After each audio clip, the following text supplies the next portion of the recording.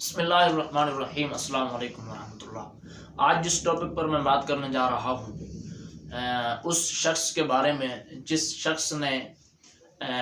Social media کے اوپر بیٹھ کر صرف اور صرف بد عقیدگی پھیلائی ہے، جس کی وجہ سے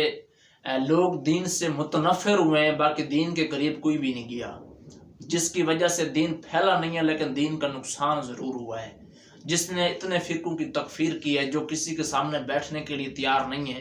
جو کسی سے گفتگو کرنے کے لیے تیار نہیں ہے، کسی سے مناظرہ کرنے کے لیے تیار نہیں ہے، کسی سے باس و مباحثہ کرنے کے لیے تیار نہیں ہے۔ آج میں اس شخص کے بارے میں بات کرنے جا رہا ہوں۔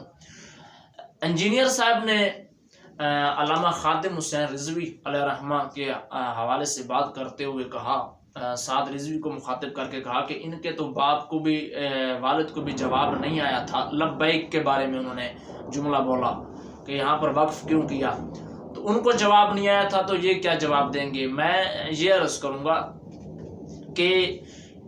علامہ خادم حسین رضوی صاحب وہ شخصیت گزری ہیں جن کی زندگی دین پڑھتے اور پڑھانے میں گزری،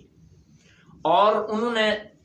جن کو امام الصرف کہا جاتا تھا، اور انہوں نے تفسیر ابواب الصرف بھی لکھی، تعلیلات خادمیہ صرف کے اوپر کتابیں لکھی۔ جو درس نظامی جو عالم کورس کرتے ہیں وہ کتابیں پڑھ کر ہی عالم بنتے ہیں۔ تفسیر ابواب الصرف، دریا کو ایسے سمجھ لیں کہ سمندر کو انہوں نے کوزے میں بند کیا اور تفسیر ابواب الصرف لکھی اور امام الصرف کا لائے، اور بڑے کافی عرصہ کافی سال جو ہے وہ صرف کی کلاس پڑھاتے رہے، دین پڑھاتے رہے، درس نظامی پڑھاتے رہے۔ حیرانگی اس بات کے اوپر ہے کہ وہ شخص کہہ رہا ہے کہ ان کو جواب نہیں آیا جس شخص کو دیکھ کر بھی قرآن نہیں پڑھنا آتا، جس شخص کو دیکھ کر قرآن نہیں پڑھنا آتا، وہ اس ہستی کے بارے میں بات کر رہا ہے جو امام الصرف ہے، جن کو امام الصرف کہا گیا، جنہوں نے تفسیر ابواب الصرف لکھی، جنہوں نے صرف کی تعلیلات لکھی۔ پہلی بات تو یہ کہ عام عوام کو تو پتہ بھی نہیں ہوگا کہ تعلیلات ہے کیا، گردانوں کی یہ وہ تعلیلات کیا ہوتی ہیں یا کیا نہیں ہوتی، یہ تو درس نظامی سے تعلق رکھنے والا شخص ہی جانتا ہے، سمجھتا ہے، باقیوں کو تو پتہ ہی نہیں ہوگا کہ جنہوں نے یہ تمام قاعدہ قانون جنہوں نے لکھے اپنی کتابوں میں درج کیے طالب علم کے آسانی کے لیے، جنہوں نے تفسیر ابواب الصرف، جنہوں نے تمام گردانوں کے ابواب لکھے، ان کے اوپر پھر انہوں نے گردانیں لکھی، اس شخص کے بارے میں وہ شخص کہہ رہا ہے کہ اس کو تو جواب ہی نہیں آیا تھا۔ بھئی وہ شخص کہہ رہا ہے جس کو دیکھ کے قرآن پڑھنا نہیں آتا۔ میں ان کے چاہنے والوں سے پوچھوں گا، یہ اگر اتنے اپنے آپ کو علمی شخصیت سمجھتا ہے تو یہ پھر باہر کیوں نہیں آتا، کسی سے مناظرہ کیوں نہیں کرتا، کسی سے باس و مباحثہ کیوں نہیں کرتا؟ اس کا جو انٹرویو لے رہے ہوتے ہیں یہ تو وہ شخص لے رہے ہوتے ہیں جن کو پہلا شاید کلمہ بھی نہ آئے، جن کو شاید ایک آیت بھی قرآن کی نہ ہے، وہ شخص انٹرویو لے رہے ہوتے ہیں اس کا۔ یہ جو علمی شخصیت کے سامنے جو بیٹھنے کے لیے بھی تیار نہیں ہے، وہ شخص اس ہستی کے بارے میں زبان درازی کر رہا ہے، زبان کھول رہا ہے، جن کی ساری زندگی گزر گئی دین پڑھتے اور پڑھانے میں۔ اگر اتنا کوئی دم خم ہے میں نے سابقہ ویڈیو کے اندر آپ کو چیلنج بھی کیا تھا اس مرضے کو کہ ان کے چاہنے والوں کو کہ آپ اس کو ہوا لگوائیں، سامنے لے آئیں، یہ اپنا مسلمان ہونا ثابت کر جائے تو پھر کہنا، کسی سے بھی مناظرہ کر لے۔ یہ تو